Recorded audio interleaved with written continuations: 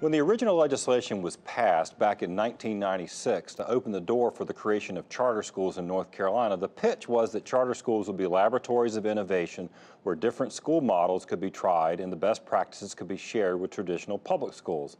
That really was a key message around charter schools nationally, a place to try some things free of some of the rules and bureaucracy that was often found in typical public school systems.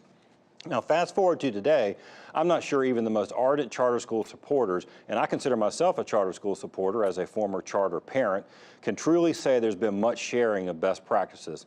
I don't really lay the entire fault at the charter schools. District schools have been wary and view charters more as threats than potential partners.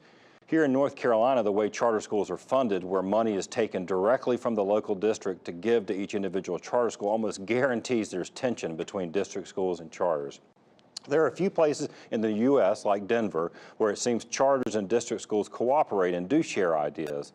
One thing that we have been able to do so far in North Carolina is maintain high standards for our charter schools, both academically and financially. Our state has largely avoided the ugly headlines from other states where questionable charters spring up and shut down, leaving parents and students and the local school districts holding the bag. The lifting of the 100 charter school cap in 2011, followed by now a continuing series of new laws to expedite the approval of new charter schools, some backed by national for-profit charter school chains, should give us all pause.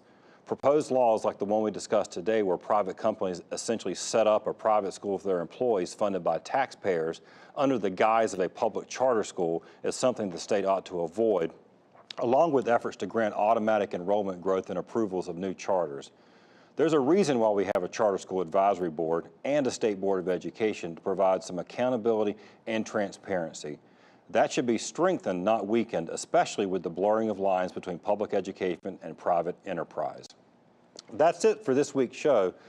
We're going to be off next week, but we'll be back the weekend of June 17th. Thanks for watching Education Matters. We'll see you soon.